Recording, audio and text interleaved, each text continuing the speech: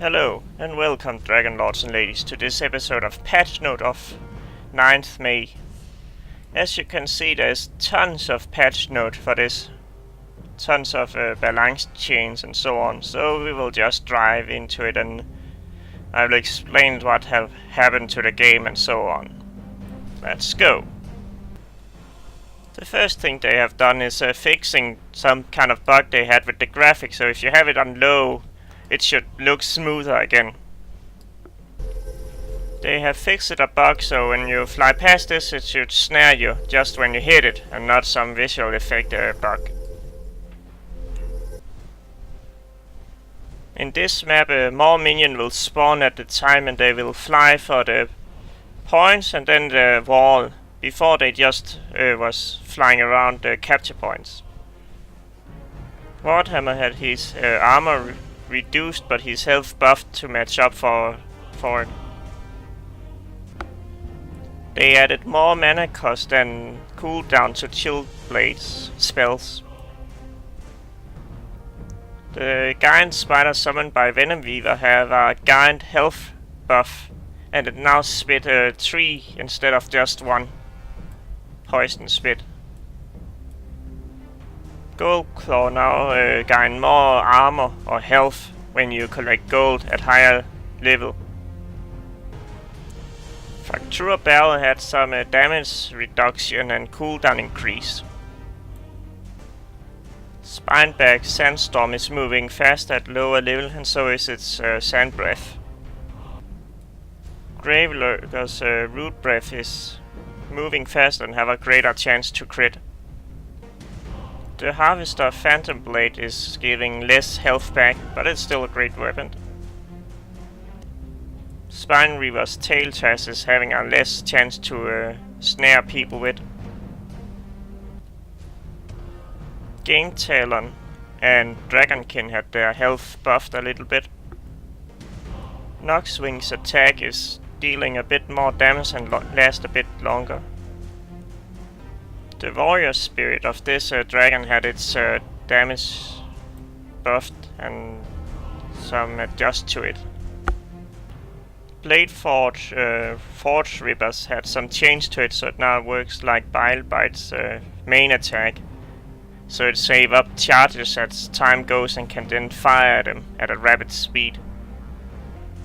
Stone Peak's Boulder attack kinda dealing more damage now. It also got a health increase because it's a tank and needed it. Venom Tail's Sting Punch is having a bigger hitbox. Its Poison Spit is also flying a bit faster and it also had a health buff. This weapon's damage from Dragon Blossom has been increased and so has its strength. The cooldown to summon a health potion from this staff have been reduced. The snare effect from this shield have been increased and the armor increase you gain have also been increased. Frostbane's Ice Shard is moving a bit faster and they will also be spread out more. Bilebite's Buzz Bump have a shorter cooldown now and its Bile Shot having a buff on its damage and mana cost.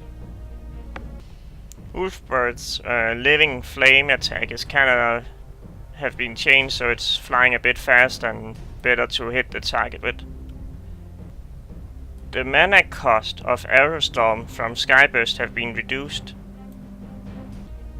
Sea Stark's Rushing Water had some change to it. It now deals damage much faster and much smaller, but it's still the same damage it will deal overall. Slingsharp's Wimp Traps had a shorter cooldown nowadays.